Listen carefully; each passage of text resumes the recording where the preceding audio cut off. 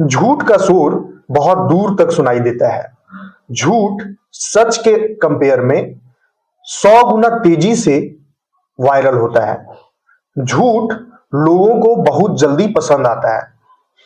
झूठ को लोग बहुत जल्दी मान लेते हैं, लेकिन कहा जाता है सच्चाई बहुत कड़वी होती है।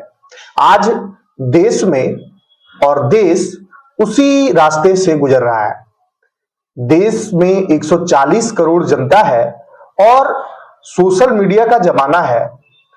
लोगों तक झूठ बहुत तेजी से पहुंच रहा है।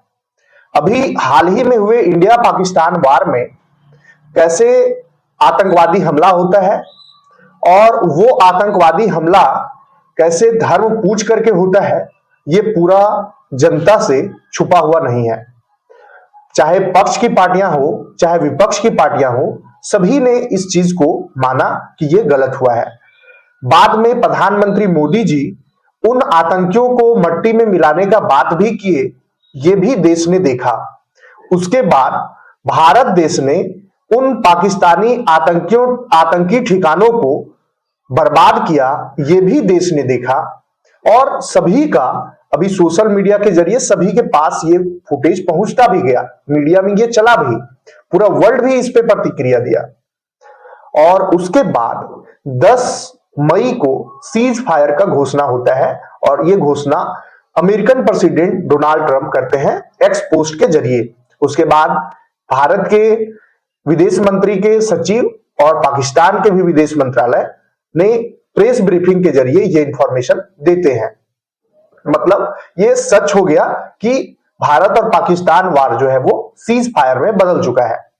यहां तक हम लोग बात करेंगे कि सीज फायर अच्छा है गलत है, ये तो सेकेंडरी पॉइंट है। आज का जो मेन मुद्दा है वो ये है कि सीज फायर होने के बाद जिस तरह से देश की कुछ विपक्ष की पार्टियां और विपक्ष के नेता, लीडर ऑफ ऑपोजिशन जिस तरह से झूठ परोस रहे हैं, ये केवल जनता तक ही नहीं पहुंच रही है, ये हमारे दुश्मन तक भी पहुंच रहे हैं।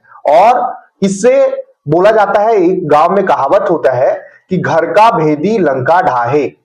अगर घर में दुश्मन हो तो बाहर वाले को टेंशन नहीं होता है, वो तुरंत आपको खत्म कर देंगे। तो उसी तरह से गद्दार भारत देश में भी है। अब बात उनका इसलिए किया जा रहा है क्योंकि वो अपने जनसभाओं में और उनके प्रवक्ता टीवी चैनलों के माध्यम से बोल रहे हैं कि 56 इंच का सीना कहां चला गया। हम जब थे 1971 के वार में, जब हमारी पार्टी थी, तो इंदिरा गांधी ने ऐसे हिम्मत दिखाई थी, अमेरिका का जो बेड़ा था, जहाज था, उसको मार गिराए थे। पूरा वर्ल्ड एक साथ था, हमारी आयरन लेडी ने कसम खा लिया और वो करके दिखाया। सब चीज जानता है देश, सब कुछ जानता है, देश को बताने की जरूरत नहीं है। 1971 का वार होता है भारत पाकिस्तान में, हम भारत जीतते हैं पाकिस्तान से। 1971 में उसका परिणाम बांग्लादेश होता है, बांग्लादेश बनता है और पाकिस्तान के 90,000 सैनिक को हम बंधक बना लेते हैं। उन सैनिकों को छुड़वा लिया जाता है। उसके बदले में भारत को क्या मिलता है? भारत के 50 सैनिक भी लाने का नौबत नहीं भारत के पास रहा। भारत अपने सैनिकों को ला पाया? इसको देश को जानना चाहिए कि 90,000 सैनिक हम छोड़े किस समझौता में? शिमला समझौता में। शिमला समझौता में फायदा किसका है? तो आप अगर जीत रहे हैं और जीतने के बाद उनके सैनिकों को छोड़ रहे हैं और समझौता भी उनके फेवर में कर रहे हैं, अपने सैनिकों को आप ला नहीं पा रहे हैं, किस बात की आयरन लेडी, किस बात के 56 इंच का सीना? आपको तो सवाल पूछना ही नहीं चाहिए। दूसरी बात कि आप बोल रहे हैं कि सीज फायर किसको पूछ करके किए। नरेंद्र मोदी आपसे पूछने आते हैं कि सीज फायर करें कि नहीं। जनता मालिक होता है लोकतंत्र में और जनता चुन करके भेजी है, तब वो प्रधानमंत्री बने हैं। आपके भीख से प्रधानमंत्री नहीं बने हैं नरेंद्र मोदी, जनता ने नरेंद्र मोदी को सेलेक्ट किया है। जनता चाहती है कि वो प्रधानमंत्री रहे और कोई काम एक बार खराब कर सकता है, झूठ एक बार बोल सकता है। जब उनका तीसरा कार्यकाल चल रहा है तो वो झूठ नहीं है, वो अपने दमखम से प्रधानमंत्री है, इसको कोई झुठला नहीं सकता। तो आपको यह समझना होगा कि जब जो लोकतंत्र में जो सत्ता पे होता है उसके पास अधिकार होता है, वो डिसीजन ले सकता है और डिसीजन दे सकता है, इसमें कोई दिक्कत नहीं है। ये लोकतंत्र की खूबसूरती होती है। दूसरा कि आप जो बोल रहे हैं कि उधर से ट्रंप का फोन आया और इधर नरेंद्र सरेंडर हो गए, भैया आप तो बचकाना हरकत अभी तक नहीं भूल पा रहे हैं। जब इस देश में 60 साल के लोग भी युवा कहलाने लगे तो देश का बेड़ा गर्क होना ही है। देश का 60 साल का युवा है, ये युवा नेता कहलाते हैं। इनको इतना नहीं पता है कि कौन फोन किया और कौन नहीं फोन किया। आप जो मीडिया में आकर के झूठ परोस रहे हैं, इसका कोई सबूत है कि कौन फोन किया और कैसे सरेंडर हुआ और कौन सरेंडर किया? मतलब आपको लगता है कि आपका देश सरेंडर करता है? आप भारत देश के नागरिक नहीं है। आपको यह समझना चाहिए कि सरेंडर अगर किया तो यहाँ के 140 करोड़ जनता सरेंडर किया, एक नरेंद्र मोदी सरेंडर नहीं किए। नरेंद्र मोदी यहाँ के रिप्रेजेंटेटिव हैं और वो 140 करोड़ जनता के रिप्रेजेंटेटिव हैं, तो वो सरेंडर अगर किया तो सबने किया। जो नरेंद्र सरेंडर बोल रहा है वो भी सरेंडर किया। तो सरेंडर का आदत आपको है। 2008 में मुंबई में ताज होटल पर हमला होता है, उस हमले में 150-200 आदमी मारे जाते हैं। पाकिस्तान के द्वारा भेजे गए 10 आतंकवादी में से एक आतंकवादी बचता है और 9 मार दिए जाते हैं।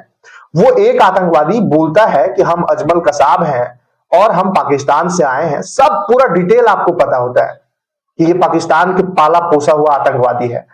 एक निहत्थे लोगों को, 200 लोगों की जान ले ली। आपके मौनी बाबा ने क्या किया, कौन सा एक्शन लिए? आप भी तो उस समय बालिग थे, आप भी तो उस समय युवा थे।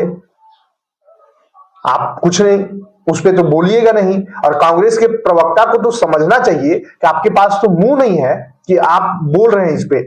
2016 में यूरी का हो, पहलगाम का हो, चाहे वो पठानकोट हो, चाहे बालाकोट हो, सब आप देख रहे हैं कि कैसे कैसे क्या हुआ है। चाहे 2016 का घटना हो, चाहे 2019 का घटना हो, चाहे 2025 का घटना हो, भारत ने मुंहतोड़ जवाब दिया है। और ये दिखाने का चीज नहीं है। चाहे वो चाइना के साथ में हो तो बिहार रेजिमेंट ने मुंहतोड़ जवाब दिया था। आपको वहां अगर ऐसा नियम होता तो सेना आपको बैठा दिया रहता बॉर्डर पे कि आप देखिए कहां दे रहे हैं। आप जनता को, भोली भाली जनता को जो ठगने का काम कर रहे हैं, 70 साल में देश कहां है? आप क्या किए हैं? आप अपना काम तो गिनवा देते।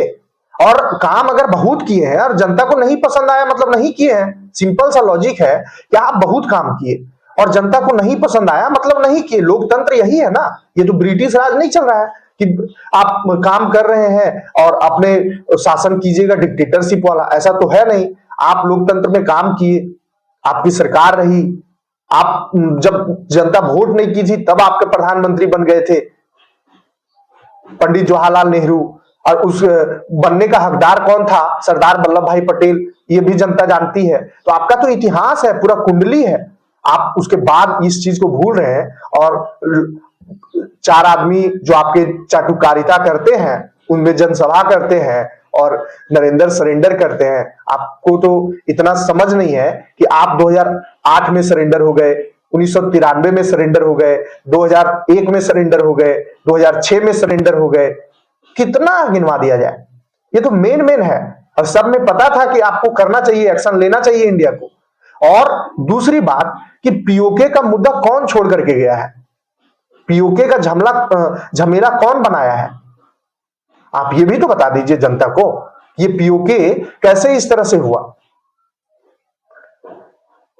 देश अच्छे हाथों में है और देश में जो हो रहा है वो एक मजबूती के साथ आगे बढ़ने वाली सरकार ने कर रही है और देश और मजबूत हो रहा है, देश का नाम रोशन हो रहा है और देश चारों तरफ से विकास कर रहा है। इसमें कोई दो राय, कोई दो मत नहीं है। देश अच्छे हाथों में है। जय हिंद।